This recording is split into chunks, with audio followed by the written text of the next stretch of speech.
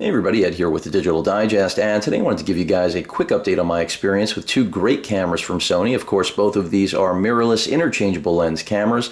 I've got the NEX-5R as well as the NEX-6, and while I've given you guys some limited coverage on both of these models so far, I really haven't given you a complete look at which camera is probably right for you based on not only the price point that you're willing to commit to, but also, of course, most importantly, your actual needs. So two very good photographic tools. I'll start out by telling you guys that price points certainly vary, as I've mentioned in previous videos. The kit you're looking at here for the 5R, which has the traditional 18 to 55 millimeter lens, will run you $750 retail right now. Of course, with past sales over the course of the holiday, I did see it go as low as $650, so a little bit of variation in price already, which is a good thing considering the 5R is relatively young, hasn't been in the marketplace a long time, and overall I really do like just about everything that the 5R does. It is a big job to try to fill the shoes of the 5N, which is arguably Sony's most popular NEX camera of all time. Despite my own personal affinity for the 7 is obviously at a higher price point and really not as competitive with the mass market. But as far as the 5R goes, in terms of replacing the 5N, it certainly does a good job in just about every arena. From manual controls, you get this dial which resembles the TriNav system from the NEX-7, which is integrated, something that is even vacant from the more expensive NEX-6, which I'll get to in a moment. So a really nice addition. I do enjoy using it. This can be customized to just about anything, as well as the function button. Two things that on the 5N you really didn't have these manual controls at your fingertips. Above and beyond that, though, the experience is very, very similar. Two areas, though, that have improved. Overheating, not as much an issue on the 5R for those of you who are curious. Certainly an improvement over the last generation of NEX cameras, as it should be. There's no question that Sony has to be getting better at making these, especially since they're doing so well at selling them.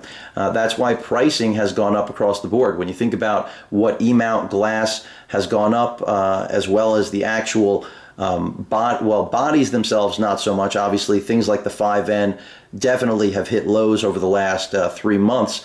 So some definite steals with the 5N.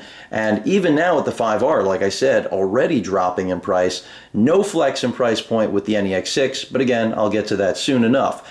But with the 5R, when you take into account everything that this represents and bests that you had in the already fantastic 5N, it's tough for me not to recommend this camera to most of you out there who are looking to make your way to a more advanced system than a point-and-shoot solution, unless you're looking at something like the RX 100, but I won't really compare this to anything with a fixed lens because, after all, not a fixed lens.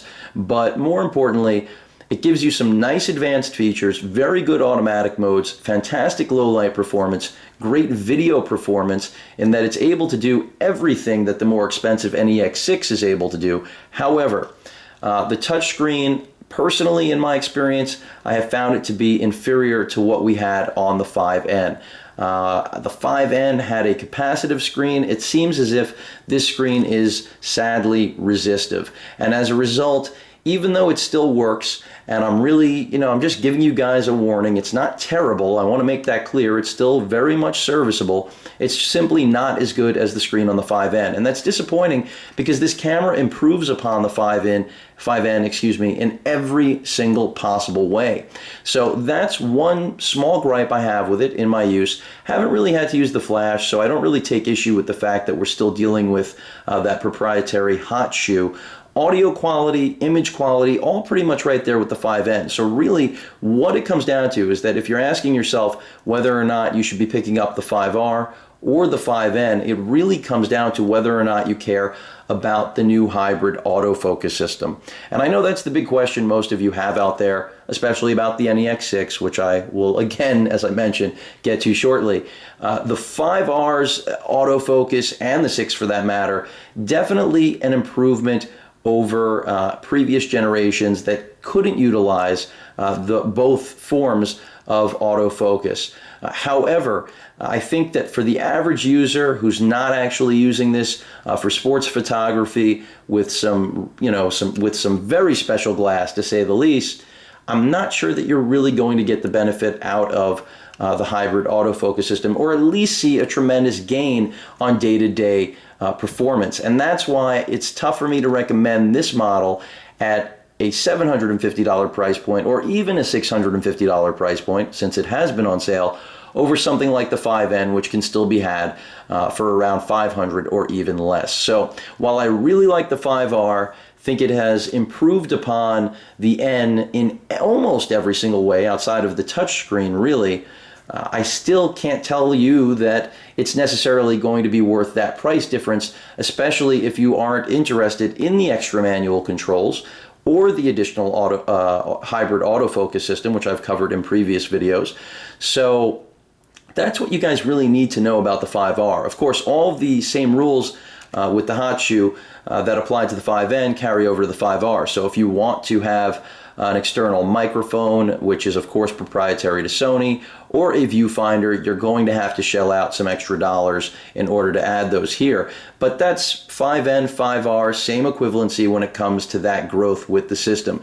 The good news is that whichever one of these models that you go with, I can assure you, you are going to be beyond satisfied, because they really do live up to their price point either way. That's what makes the 5N, by the way, so compelling. As far as the Wi-Fi capability and how much you're going to use that, it's really going to work on a case-by-case basis. I think a lot of you out there are going to think the Wi-Fi, as I've mentioned previously, is a gimmick.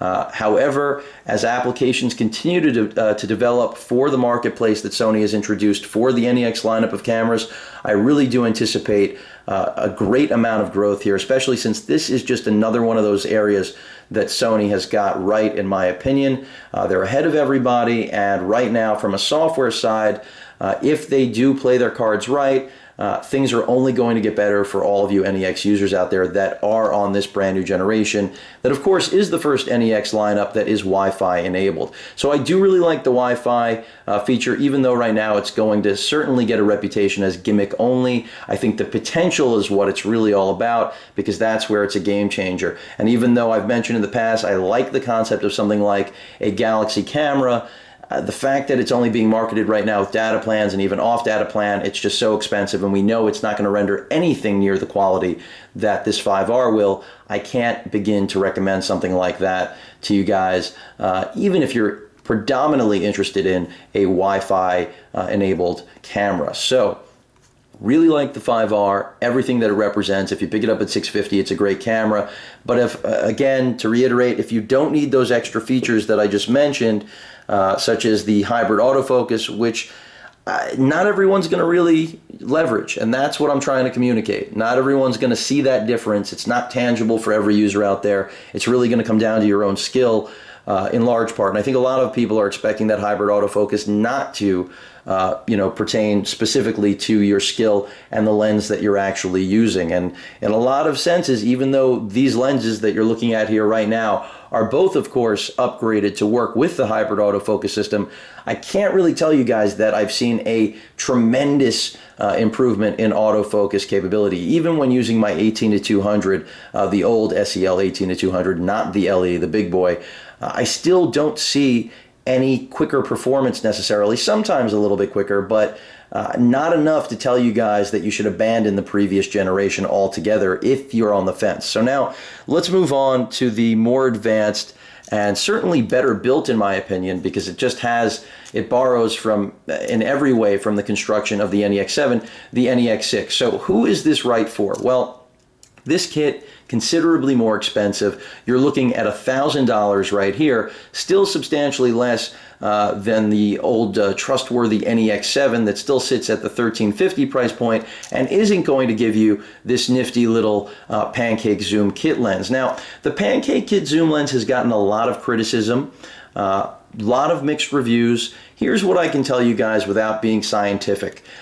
The overall performance of this 16 to 50 millimeter lens has been way beyond my expectation.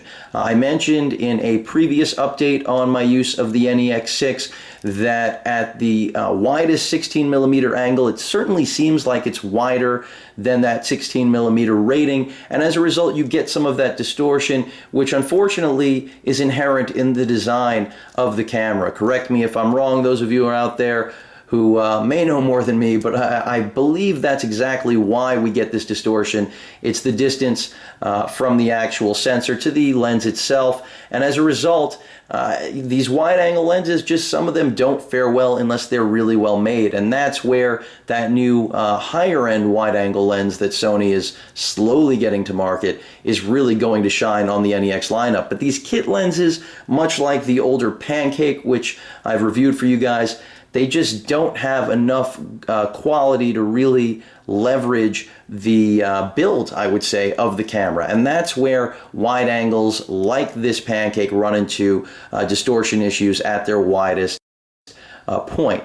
However, with that said, let's focus on what it does right. In this really tiny form factor that is unparalleled pretty much, of course in the NEX lineup, there's nothing like it, you're getting almost the exact same equivalency in focal range as this lens, which right now starts to look like a beast in terms of size when we compare these side by side.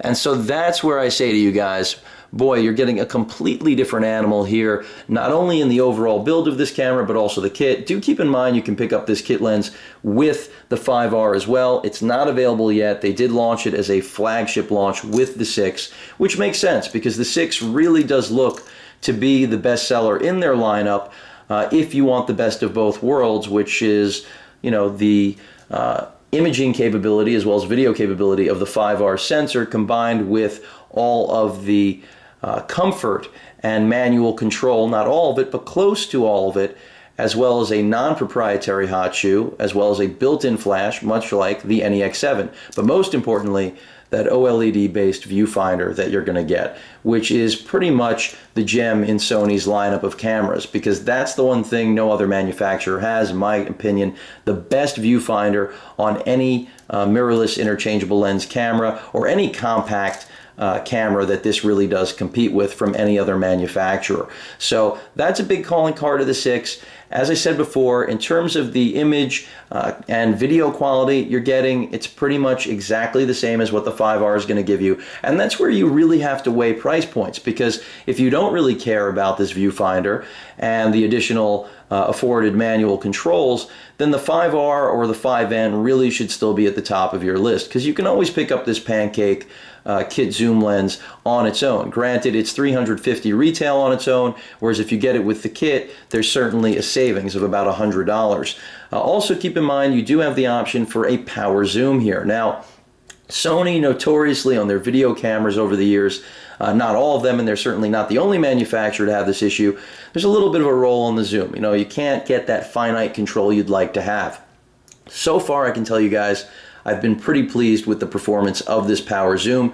So despite initial fears, because I wasn't really sure how to feel about having a power zoom now on a camera that for me is fundamentally replacing my digital SLR, and I really could have never imagined using a power zoom with any of my digital SLRs over the course of my years of using or migrating to digital SLR. So it's been strange, but pretty quick adaptation for me. I'm comfortable with it. I do find myself often using the ring to zoom rather than the power zoom, but when you're shooting video, that's where the power zoom really shines, because sometimes you can get a smoother shot manually, other times not so much.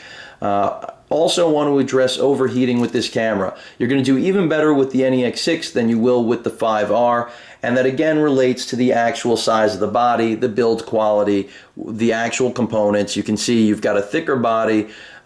The LCD range of motion is certainly better for keeping the heatsink cool on the 5R, the fact that this can completely flip around.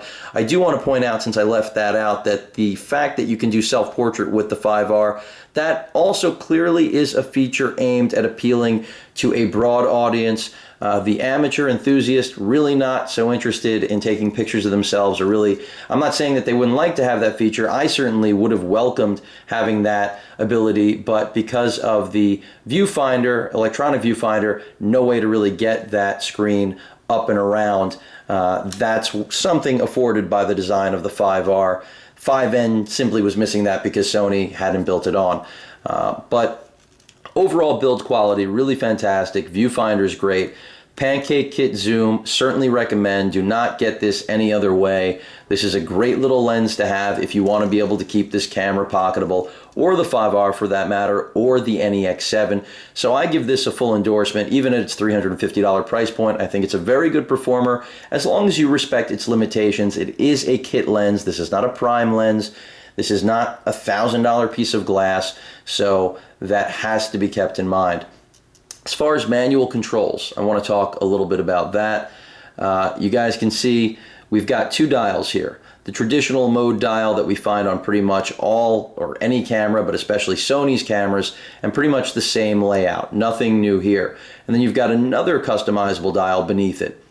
So really giving you twice the amount, literally right there on the dials, that you have with the 5R. Still not up to that tri-nav control. All of this really just leads to a lot less menu diving and the ability for you guys to access whatever settings you want instantaneously so that you don't miss the shot. Of course, that same function button, as I mentioned in previous coverage, unlike the NEX-7, you're getting a silver finish here rather than a black finish. I guess just part of the details, those fine touches to really point out that this isn't the NEX-7, even though it might fool a lot of people at face value. Grip, really solid. They certainly took all the notes they needed to from the NEX-7. Handling on this camera is superb. The one thing I will say, I enjoy the extended range of motion. Like I mentioned before, I would have liked the added range here, even though I do think it is a gimmick. Certainly would help for overheating, even though this does fare better than the 5R, and this entire generation fares better than the previous. That's not to say it's not possible to overheat them. It still is. It's just far less likely. I'll put it at that. Now, let's talk about the movie record button being moved, because the NEX-7, obviously that firmware update that I covered for you guys, notorious for the button accidental presses occurring. I'm not sure how I really feel about this. There's no question that it no longer is in the direct path of your thumb, but it actually now makes it less convenient, in my opinion, to actually press it. So I have mixed feelings about this relocation. I feel that it will definitely alleviate mispresses, but in the process, you give up a little bit of the ability to hit that button cleanly without creating too much shake on the body if you're handheld, obviously. So a bit of a give and take there. Wi-Fi rules here, pretty much the same as what I mentioned with the 5R. It's another give and take relationship. I like what Wi-Fi represents long term. Right now, it is in its infancy, so it must be taken with a grain of salt. Certainly better to have it than not. You know, for picture sharing, it's all completely functional, but when it comes to the actual applications that Sony's developing, it's a matter of time, but I really do like what I see. I did demo for you guys a while back the remote shutter feature, so you can preview what the camera's actually shooting. I mean, that in itself, is, if it's not a selling point to you, then you probably have no interest in the Wi-Fi or the app market at all. So really, it comes down to what you look to get out of these cameras. You've got better build quality here, approaching NEX-7 build quality, if not almost identical. It certainly not exactly the same finish. This is more of a plastic, even though I know this is supposed to be magnesium, where the 7 clearly has more of a metallic finish to it, a little bit more weight, but they're really, really close. This LCD now does articulate more than the 7, so that's certainly something in the 6's favor, but you don't have the same resolution on the sensor, even though they are the same size. The 7 still is going to afford you the most pixels for your money. I'm not talking about in terms of value, but just the most pixels from the NEX lineup. In terms of other things you guys really need to know, battery life still superb on both of these cameras, something that the NEX lineup continues, and I'm really glad because frankly, that's been part of the signature with all of these. You know, if you can't get good battery life out of a compact camera like this, you can certainly carry more, but in my opinion, it defeats the purpose. If you have 1 or 2 backup batteries on this for a shoot, for a vacation, you're going to be in very good shape, because you're still looking at getting between 300 and 400 images, depending on what type of images you're actually taking. Again, both cameras, great on video, great on stills. They both have that same 16.1 megapixel sensor. $1,000 on your right, $650 or $750 on your left. Really comes down to what you need, folks. In my opinion, the 5N is still an extraordinarily attractive option, even though I've given you guys pretty much everything you need to know right now about each of these cameras. I think they're both great. I think that whichever way you go, you're going to be happy, even if you decide to fall back on last generation, the 5N or the 7, as long as you respect the limitations, understand, that the older generation, a little more prone to overheating, maybe a little bit better build quality. Like I mentioned, the 5N, better touchscreen than the 5R, but the 5R has a better feature set, that new hybrid autofocus, which, by the way, better advantage taken of that here because you've got more manual controls, frankly, and it's just, in my opinion, still, I can't tell you guys with the hybrid autofocus that you should absolutely jump to the new generation because there's certainly some great values to be had with the previous. So my best other piece of advice, go into the stores, whatever you have locally, brick and mortar, wherever you are in the world, see how they feel in your hand, see what you enjoy in terms from a comfort perspective, because they are clearly very different, as you guys can see. And that's why they represent different price points and completely different customers, in my opinion, even though both give completely fantastic results in both still and video capability. I think I've covered pretty much everything you guys need to know in terms of at least trying to help you figure out which one of these cameras is right for you if you're in the market right now. And that's including the 5N still in the mix, because I do still think that's best in class for its price point, even though it's discontinued. If you guys have any questions or comments, please feel free to post them. And of course, as usual, please feel free to subscribe. Later.